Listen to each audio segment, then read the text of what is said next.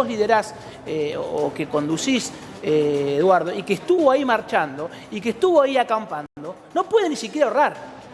No tiene el placer o el privilegio de decir, ¿ahorro en dólares o ahorro en pesos? No puede ahorrar directamente. No, absolutamente. Pero mira, lo de la dolarización es un arma muy peligrosa y ha sido muy contraproducente. Sí. En Ecuador hace 2 años hubo una rebelión popular. Casi voltean al gobierno. Precisamente por la situación económica y social. No resuelve los problemas sociales. Además, la dolarización, ¿qué significa? Bueno, a ver, Alejandro está diciendo que no resuelve los problemas sociales. Está diciendo No, que es una... tampoco resuelve la política No, y además educativa, lo agrava. resuelve la inflación. Además lo agrava. A mí cuando me dicen dolarizar la economía está dolarizada en los precios. Lo que no están dolarizados son los salarios. Los salarios son una miseria. Ahora, una dolarización va a implicar una devaluación. Entonces una devaluación... ¿Pero eso ya no está pasando? No. La van a pagar... No. Hay devaluaciones permanentes, pero una dolarización de la economía es la desaparición del peso y por lo tanto una devaluación. Porque ¿a cuánto es la dolarización? ¿A 200 o a 100? No, eso, Entonces, Juan, los depósitos en pesos se dolarizan también. No, es una aventura y un salto al vacío, total y absoluto. Nosotros tenemos que reforzar el peso, todo lo contrario. Tenemos que fortalecer el peso argentino, si no vamos a terminar haciendo ya ¿Y cómo se decía Agustín Ale? No, lo que digo es que la pregunta la plantea bien Beliboni. Digo, la Argentina, me parece que esta situación de Argentina no soporta ninguna medida de shock, y mucho menos una dolarización. Digo, una Argentina con el 50% de pobreza. Alejandro, te pregunto, ¿resiste una medida así? ¿A cuánto llevaría la pobreza? Imagino, subiría 20 puntos de un día para el otro. Ver, si nosotros tuviéramos una situación ideal de un país que tuviera moneda y no tuviera inflación, no estaríamos discutiendo esto y mi propuesta no sería leída por nadie. Lo que ocurre es que estamos en un país en decadencia, que estamos agonizando día a día. Bueno, por eso no lo vas a matar. No, hoy día a día estamos perdiendo poder adquisitivo. Cuando tenés la inflación arriba del 50%, significa que nuestro salario se está deteriorando a diario. Cuando el peso va perdiendo valor todos los días, la devaluación ya la tenés. Sí. Entonces partimos de ese escenario, que es un escenario de absoluta decadencia, donde no hay confianza en la moneda, donde se sustituye moneda y eso acelera la dolarización. La política monetaria autónoma esta que defendemos tener no sirve para nada, no tiene ningún efecto. Pues subís tasas de interés, no tiene efecto, restringís la oferta monetaria, congelás la emisión, tampoco tiene efecto. O sea que coincidís con la idea de cerrar el Banco Central, ¿no? Como una... Bueno, en mi proyecto no lo presento así, no, porque pero es más bien efectista. Que todas esas medidas obviamente el Banco Central pierde la función de prestamista de última instancia, porque ya no puede emitir tampoco ni financiar monetariamente. Si fuese dolarizada nuestra economía, no sabemos que no vamos a poder Central. emitir dólares, eso está claro. Por supuesto. Ahora, la gente creo que nunca vas a salir del problema. A ver, claro, Alejandro, eso por explicar, es como si una especie de convertibilidad, porque no es que la gente cree que va sobre esa economía, va a tener, agarro la billetera y tengo 100 dólares. Nunca vas a salir del problema emitiendo. Claro. El gran error es que nosotros creemos que inventando dinero y emitiendo salimos del problema y lo empeoramos. Y obviamente que en la dolarización tampoco vas a emitir dólares, pero es una virtud que se le cierre ese canal de financiamiento al Tesoro, que es lo que genera inflación. Qué bueno que lo plantea, que es el autor del proyecto, porque él dijo, acá la idea es estabilizar cuestiones monetarias. Y Beliboni del otro lado dice, claro, pero acá no estamos hablando ni de redistribución, porque crecimiento hubo el año pasado, más de 10 puntos porcentuales creció la economía. Un rebote post-pandemia. Por eso, pero no se dio en muy pocos países, incluso de la región, de estos que estás mencionando vos, como modelo. Para redistribuir tenés que usar la política fiscal y mejorar el sistema impositivo. Eso es lo que redistribuye. Beliboni, yo le pregunto a Beliboni, con una medida como de shock, como dice Agustín, como es dolarizar, borrar la moneda nacional, depender en menos de 2 totalmente, años elimina la inflación. Por eso, está bien. Le pregunto a Beliboni. El resultado que va a tener es que en menos de 2 años vas a terminar con la inflación. La pregunta es, Beliboni, ¿el problema es la inflación en este caso o me parece que tenemos que mirar un poquito más una mirada más amplia? Los economistas, los monetaristas tienen un reduccionismo que es muy peligroso. Acá los problemas de la economía argentina no son la monetarización, el 1 a 1 o la dolarización. Aquí tenemos una masa de recursos en el que hay un sector que se la lleva toda, absolutamente toda. Por ejemplo, el comercio exterior en este país está en manos de 5 pulpos agroexportadores. Sí. La banca no es nacional y por eso se puede hacer la maniobra que hizo Macri, que pidió 45.000 millones de dólares y después se lo llevaron los bancos. Sí. Es decir, tenemos que tener una banca nacional, tenemos que tener el control del comercio exterior, de los recursos. Esos son los problemas de la economía. Recién, y volvemos a esta discusión que se da de plantea, y también quiero la opinión del diputado nacional sobre esto. Recién decíamos vagos o pobres, ¿no? Y yo te pregunto para que le expliques a que está al otro lado, que quizás te puteó en la semana. Es así. Y te dice que está mirando y dice, este Beliboni me tiene, lo veo inflado, siempre lo mismo, son todos vagos, no pagan porque te reís porque pasa eso, y te lo dicen los periodistas de otros sectores, así que lo mismo. Ahora, la pregunta es, esa gente pobre que la está pasando mal, porque nadie va a cagarse de frío porque la está pasando bien y porque tiene ganas. A ver si lo entendemos de una vez por todas. Nadie va a cagarse de frío y a estar 48 horas tirado en una avenida porque la está pasando bien y porque alguien te obliga a hacerlo, y mucho menos en este contexto. Dicho esto, la pregunta es, ¿en dónde labura toda esta gente? ¿Son changarines? ¿Hay gente que trabaja en el comercio? ¿Dónde trabaja? Primero, los que tienen un programa social trabajan 4 horas por día obligatoriamente porque el Estado les da una Eso que dicen tarea. que cobran plan y no laburan, no... No, tenés que trabajar 4 horas, es obligatorio, sí. Y lo controla el Estado. Sí. Y hacen un control muy estricto de eso, tenés que presentar las planillas, digamos, hay cooperativas que realizan tareas. La gente no vive con 16.000 pesos, trata de buscar changas. El problema, volvemos otra vez, a que el salario es tan bajo que las changas son cada vez menos. Porque una persona que podía hacer una changa, que podía hacer un trabajo en su casa y llamar a una persona y hacer una changa, no la llama. La hace él. Si yo tengo que cortar el pasto el fin de semana, lo corto yo. Llamo a una persona para cortarlo y no me alcanza la plata. Es decir, los salarios han caído tanto que están desapareciendo las changas. Entonces la gente tiene el recurso del comedor popular y del programa social si lo tiene. Hay alrededor de 3 millones de personas anotadas en la economía popular y hay 1.200.000 planes. Es decir, hay 2 millones de personas que están fuera de cualquier atención social de parte del Estado. Por eso tenemos esta situación que no solamente ocurrió acá, sino que ocurrió, 150.000 personas se movilizaron desde Río Grande hasta La Quiaca. Eduardo, esta no es la primera vez que acampan frente al ministerio, hubo una de 24 horas, ahora esta de 48. Me imagino que, no tuvieron respuesta, o si la tuvieron te pido que la cuentes. Digo, ¿esto es una escalada? Digo, ¿dónde termina esto? Mirá, nosotros dijimos cuando levantamos el acampe que dejábamos abierta la puerta de una negociación, de una discusión con el gobierno, de sentarnos a hablar, de que nos convocaran. Nosotros tenemos votado un plan de lucha que se hizo acá cerca, en la Plaza de Mayo, un plenario de delegados donde concurrieron 3.500 y pico de delegados de todo el país, que votó un plan de lucha. Pero no queremos estar hablando todo el tiempo del plan de lucha y de las medidas que vienen que ya están votadas. Ahora, tenemos una semana, 10 días. Pero Eduardo, mira, yo también voy a poner... Hay que sentarse, hay que sentarse y traer soluciones a los problemas. A ver, Juanchi Zabaleta los trató de extorsionadores. En el medio...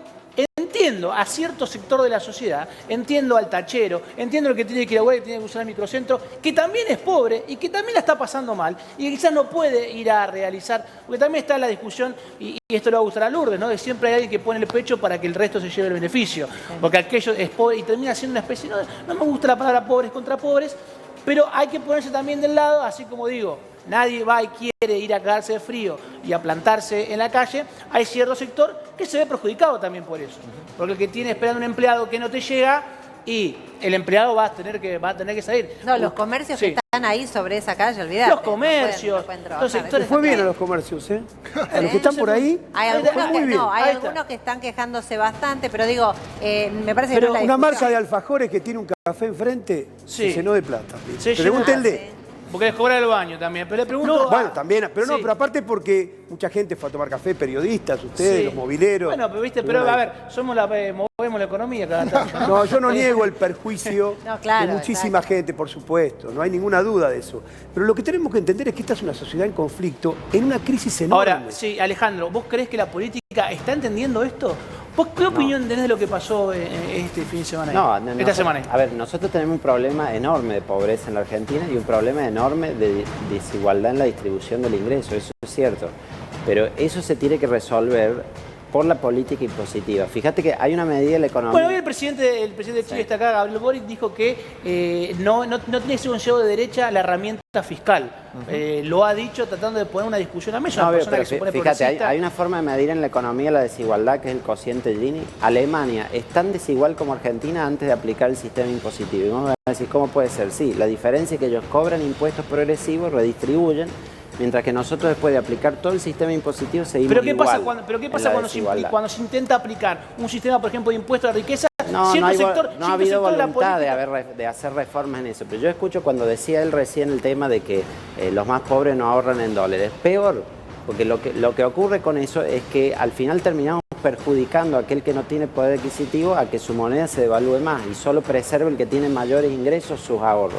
Entonces, en ese sentido, sí, la intención de estabilizar es lograr que cada uno, lo poco o mucho que gane, se pueda despertar al día siguiente y le siga valiendo lo mismo. Alejandro. Porque acá vos cobras plan social, o trabajo, sueldo. Lo que cobres en ICUBA. Y al día siguiente te despertás y se te quemó parte de la plata. Ese es el desastre que vive la Argentina y que hay que resolver. Alejandro, vos decís que una de las maneras de combatir la desigualdad es con un sistema impositivo. Ahora, recién te lo marcaba también Juan Cruz.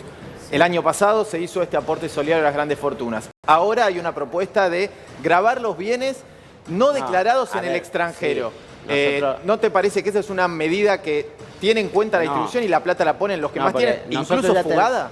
Nosotros ya tenemos un impuesto al patrimonio que se llama impuesto a los bienes personales y están inventando 10 nombres distintos para duplicar ese impuesto. Eso es declarado, eso es lo declarado. Lo que dice Javier es a los evasores, los que el impuesto a los bienes declararon. Personales tiene una alícuota diferente para los bienes situados en el exterior. Fiscalizás eso y se lo cobras, no hace falta crear un nuevo impuesto. Pero siempre y cuando estén declarados en el exterior. Y si no lo están, se fiscaliza.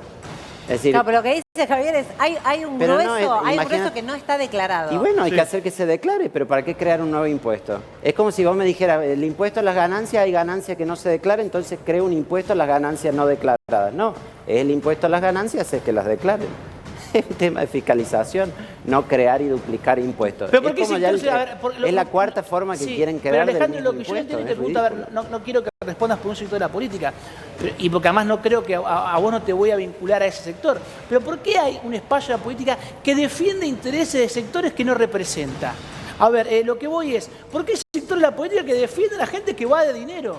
Porque hay sectores de la política que cuando se quiere imponer un impuesto a las grandes fortunas, salen a defender a las grandes fortunas. Preguntarle a los que defiendan esos intereses, yo no lo hago. Yo defiendo un sistema tributario equitativo, justo y razonable. Mira, está con nosotros Ernesto Adida, que lo quería que venga especialmente porque Ernesto Adida, si hay una persona que está todo el día taca con la dolarización, es Ernesto Adida, que no habla en dólares todas las semanas y que a mí me enoja brutalmente.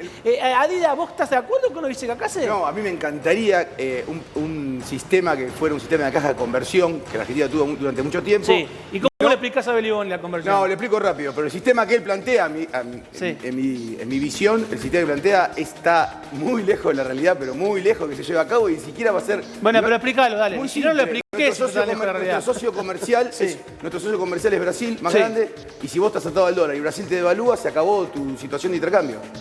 Te funde. ¿No? De hecho, es lo que nos pasó con la convertibilidad. El golpe de gracia fue cuando Brasil pasó del Cruzeiro al Real, o por mejor dicho, del cruzado, perdón, no el Cruzeiro, del cruzado al Cruzeiro del equipo de fútbol. El Cruzeiro descendió cada tanto, así que... Del cruzado al Real. Entonces, lo que es, digamos, un sistema que podría plantearse en otras economías.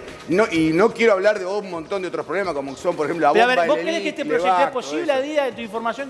¿Es posible dolarizar? No. Es inviable. Mira, si él está de acuerdo con las cajas de conversión, seguro me va a reconocer el siguiente hecho. Hay solo 2 veces en la historia argentina que no hubo estabilidad de precios, no hubo inflación. Está bien. Y fue cuando atamos nuestra cotización de la moneda a una moneda extranjera. Sí, pero y eso te muestra la enorme incapacidad que han tenido nuestras instituciones monetarias para gestionar una moneda propia. Tenías 2 particularidades. La primera, tenías reservas, ahora no tenés. Es muy complicado hacer eso. Y la segunda... Pero me admitís que nunca hemos podido gestionar una moneda propia. La Argentina tiene un problema muy grave de inflación y lo tuvo siempre que no intentó tener sistema de caja de conversión o si vos querés, flotación, pero fija, en un tipo de cambio que era una fijación de cambio indirecto. Pero la realidad indica que primero te comes todos los shocks externos. O sea, estornuda Estados Unidos. Y ahora, efecto tequila. Contame qué shock externo hoy resistimos nosotros, porque nos pegan todos de frente. Pero igual. Te doy un ejemplo. O sea, ¿cuándo hemos logrado como siempre digo yo, te lo di, cae un avión en Uganda, el verdulero de Alejandro Corte yo no he visto nunca que en el uso de nuestra política monetaria autónoma resistamos ningún shock, nos defendamos exitosamente. Pero te lo contesto, si querés te lo contesto, te lo digo con rapidez. En los momentos que vos pensaste, la caja de conversión, la convertibilidad, la dolarización, como quieras, dolarización es un poco jugado, vamos a caja de conversión, mirá, es simple. Nunca había sido tu socio comercial más importante de Brasil. Cuando tu socio comercial más importante es Brasil te devalúa y quedaste afuera. Bueno, Ni mira, hablar China. Pero a ver, mira, por ejemplo, vienen preguntas, ahí no estaban haciendo en las redes sociales. Hay una pregunta que se le quería hacer a Beriboni, es una pregunta antipática, pero que yo también la pensaba y ahí nos estaba preguntando. Te voy a preguntar y lo pregunto y medio como me río porque sé tu respuesta cuál va a ser, pero pregunta, por ejemplo, acá de empresarios me decían, ¿por qué le preguntás a Beriboni si los fines de semana no hay cortes? Si los fines de semana no hay acampe. Porque hay una gran protesta de la gente decía, no, bueno, que ahora viene el fin de semana, se levantan y se van. Y después ven el lunes. ¿Qué respondes a eso? Me río porque sé que es la discusión que hay siempre. Es como hacer para un feriado.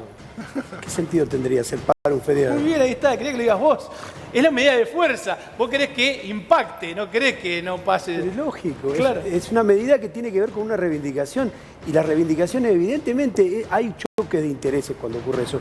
Por ejemplo, yo defiendo que los enfermeros que cobran una miseria, en algún momento hagan un paro como hicieron. Y eso afecta. ¿Pero vos creés que el enfermero o el médico puede hacer paro? Sí, claro, por supuesto. Con guardias mínimas como suele ocurrir para las emergencias. Pero no puede ser que un enfermero pierda su condición de trabajador y no pueda reclamar. Que un docente no lo pueda hacer. Si no, entonces quiere decir que son trabajadores que no hay que recordarle que el que degradó al enfermero es el gobierno de la ciudad, ¿no? Que degradó la profesión de enfermero. Y tuvimos una enorme movilización con cortes de ruta enormes en Neuquén de los profesionales de la salud. Porque cobran una miseria. Son los que nos curan, son los que nos atienden. Eso también tiene que ver con el ajuste general que hay en la economía. Hay un ajuste brutal en la economía. Que achica los salarios. Que luego recién veía la discusión entre Alejandro y Adida, ¿no? Y vos yo te sentía como que mirá y como diciendo, ¿qué discusión fuera de la realidad parece por momento? No, es una discusión que no va al fondo del problema. El fondo del problema es cómo está la economía argentina. Sometida a un ajuste, por un lado. Por otro lado, sin los resortes que podría tener un gobierno para salir de esa situación social en la que estamos. No tiene control del comercio exterior, no tiene control de la banca, no tiene control de los recursos energéticos. Pero, por ejemplo, vos vas y planteás esto, vas y haces esta medida de fuerza. Te pasás 72 horas acampando en pleno centro de la ciudad de Buenos Aires. Te habla el ministro y te dice, yo con extorsionadores no hablo. Bueno, eso, mire, yo voy a salir del terreno de las declaraciones altisonantes, porque la última que dijo esto fue Carolina Stanley. Dijo exactamente esas mismas palabras. ¿A vos decís que Zabaleta y Stanley son lo mismo? No, yo digo, Stanley dice... Está bien que negocien, ¿no? No lo quiere decir porque después tiene que sentarse son extorsionadores, con Zabaleta. Pero uno tiene que ver las cosas que dice. ¿Qué quiere decir? Hay un petitorio, hay un reclamo, tiene que escuchar el reclamo y responder al reclamo. Es decir, nosotros decimos que en la Argentina no se pueden cerrar los programas sociales. O sea, si el gobierno respondió al reclamo rápido, ¿ustedes levantaban rápido? Por supuesto. El reclamo tiene un... A ver, esto es muy importante. Nosotros tenemos un reclamo sindical. No tiene que ver con mi opinión política de lo que habría que hacer en el país. No tiene nada que ver. Es decir, yo opino políticamente lo que más o menos conocés, la idea que les acabo de decir sobre el problema de la economía, pero eso no tiene nada que ver. Yo represento un conjunto de compañeros que tienen reivindicaciones cuyo responsable es el Estado. El Estado tiene una obligación con los trabajadores que están desocupados, con los trabajadores que están precarizados, con los que cobran 16.000 pesos en un programa social y con las compañeras y compañeros que le dan de comer a los pibes todos los días polenta. Y lo que estamos reclamando es que coman un poquito mejor los pibes. Es decir, es un reclamo concreto y reivindicativo. No tiene que ver con mi opinión política o con la opinión política del gobierno. El gobierno cree que lo mejor que hay es hacer un acuerdo con el FMI y seguir ajustando. Estamos en contra de eso. Ahora, salgamos de ese terreno, de lo que opino yo sobre el FMI o lo que no opino, y sobre la economía, y vayamos a los reclamos. El gobierno tiene que atender los reclamos sociales. Alejandro, quiero volver sobre un tema de esta semana también, luego de la presentación de tu proyecto. Gerardo Morales, referente de la UCR, también presidente ahora de la UCR, salió muy duro a criticarlo, incluso con algunos agravios personales. Digo, ¿cómo tomaste vos esa situación? Y segundo, la gente que está en la calle y ve cómo se pelea el gobierno y dice, bueno, hay una alternativa. La alternativa está igual, pareciera hacia afuera, que cuando pones el foco están igual de peleados que en el gobierno. Sí, a ver, a mí no me afecta personalmente esas declaraciones. Lo que ocurre es que acá tenemos un problema grave de nuestro país que no se ha resuelto ni por este gobierno, ni por el anterior, ni sucesivos para atrás. Y es la principal preocupación de la ciudadanía. Es decir, vos hoy haces una encuesta y la inflación es el tema número uno porque nos carcome el poder adquisitivo. Entonces, yo creo que tenemos una enorme responsabilidad, sobre todo frente al fracaso de este gobierno. Que el presidente le echa la culpa al diablo y la inflación está arriba del 50%, 4,7 en un mes. Y del pero gobierno también anterior, considerando que, claro, también considerando que nuestro gobierno de Cambiemos antes no logró controlar la inflación, tenemos la enorme responsabilidad de hacer una propuesta concreta, seria, efectiva en este tema, porque si no nos vamos a convertir en una nueva decepción y eso es lo que tenemos que evitar. Entonces nuestro desafío es que la plataforma política de Juntos por el Cambio tenga una propuesta en el tema para el Alejandro, 2023. ¿vos crees que en estas discusiones que están teniendo, que vos presentás un proyecto, sale Morales, te mata, a ver, las internas dentro del Frente de Todos ocurren exactamente igual dentro de Juntos por el Cambio, los halcones, la paloma, no sé si esto es halcón o paloma, después te voy a preguntar acá, porque acá ponemos nido de las dos cosas, ¿viste?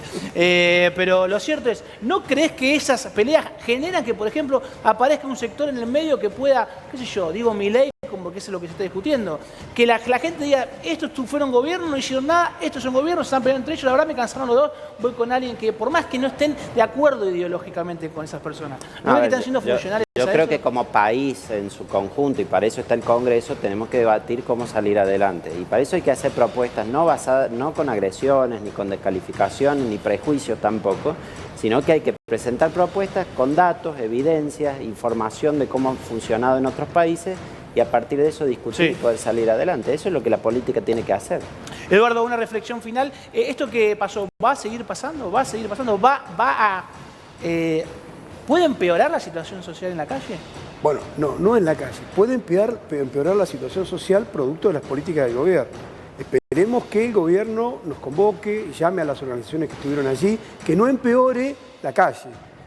Que si empeora la situación social, el gobierno esté atento a resolver esos problemas sociales y que no terminamos empeorando la calle porque, como ustedes dicen, se perjudica a mucha gente, pero también se perjudican los que no tienen para comer. ¿Le pedís perdón al que no pudiera laburar? Pido disculpas, por supuesto, a mí también me ocurre, porque no solo cortamos nosotros, hay cortes, acciones de lucha. No, pero está bueno que lo digas para que el que esté viendo lo entienda que vos lo he dicho absolutamente, le pedimos disculpas totales porque ocurre lo siguiente, las personas también están muy nerviosas, muy tensas, porque no solo nosotros tenemos problemas o nuestros compañeros tienen problemas sociales, sino que la sociedad es una sociedad en conflicto con muchísimas dificultades. Entonces, a lo que llamamos nosotros es a unir a los trabajadores, a unirnos con los trabajadores ocupados y desocupados para pelear por una salida juntos, porque esto va a empeorar, no va a mejorar.